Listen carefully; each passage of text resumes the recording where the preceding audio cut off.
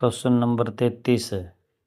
Planck के अचर में किसका आयाम होता है? ए ऊर्जा का, बी रेखीय गति का, सी कोणीय गति का, डी बल का। राइट आंसर है सी कोणीय गति का। Question number 33। एक लड़की झूले पर बैठी स्थिति में झूला झूल रही है। उस लड़की के खड़े हो जाने पर दोलन का आवर्तकाल ए कम हो जाएगा, बी अधिक हो जाएगा, सी लड़की की ऊंचाई पर निर्भर करेगा, डी अपरिवर्तित रहेगा। राइट आंसर है ए कम हो जाएगा। क्वेश्चन नंबर 35 है।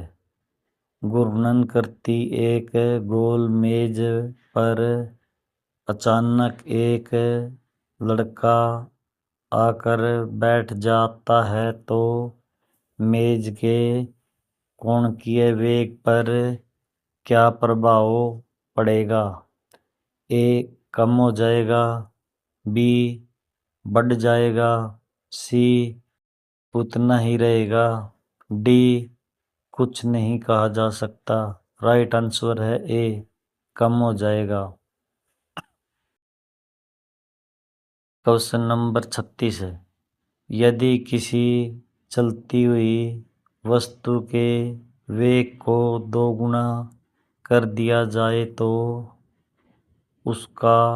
उसकी त्वरण 2 गुना हो जाएगा, बी गतिज ऊर्जा 2 गुनी हो जाती है, सी गतिज ऊर्जा 4 गुनी हो जाती है, डी भार 2 गुना हो जाता है। राइट आंसर है सी गतिज ऊर्जा 4 गुना हो जाती है।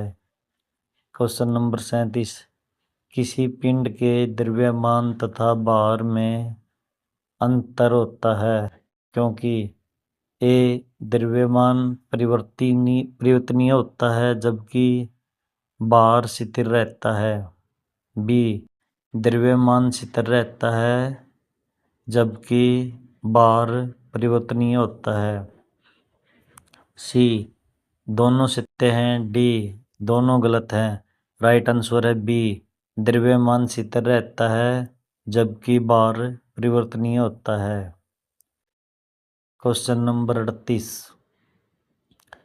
किसी भी स्थिर या गतिशील वस्तु की स्थिति और दिशा में तब तक कोई परिवर्तन नहीं होता जब तक उस वस्तु को कोई बाह्य बल सक्रिय न हो। यह कथन ए न्यूटन के गति का प्रथम नियम है, बी न्यूटन की गति का द्वितीय नियम है,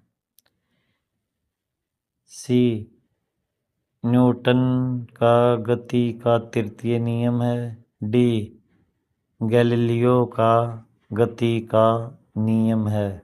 राइट आंसर है न्यूटन की गति का प्रथम नियम है। Question number 39। किसी असंतुलित बल द्वारा किसी पिंड में उत्पन्न त्वरण ए बल के व्युत्क्रमानुपाती होता है, बी बल के अनुक्रमानुपाती होता है, सी बल के प्रभाव से स्वतंत्र होता है, डी शून्य होता है। राइट आंसर है बी बल के अनुक्रमानुपाती होता है।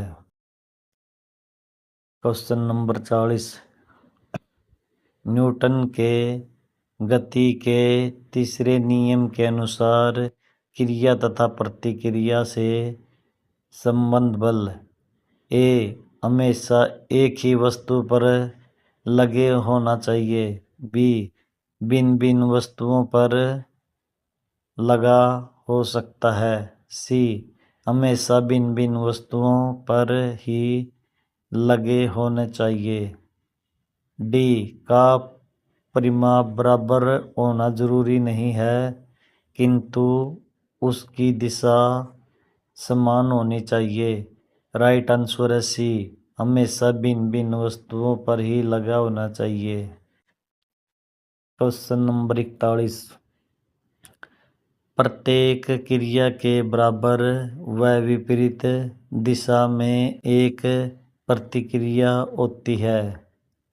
यह है न्यूटन का गति विषमांक प्रथम नियम, बी, न्यूटन का गति विषमांक द्वितीय नियम, सी, न्यूटन का गति विषमांक तृतीय नियम, डी, उपरोक्त सभी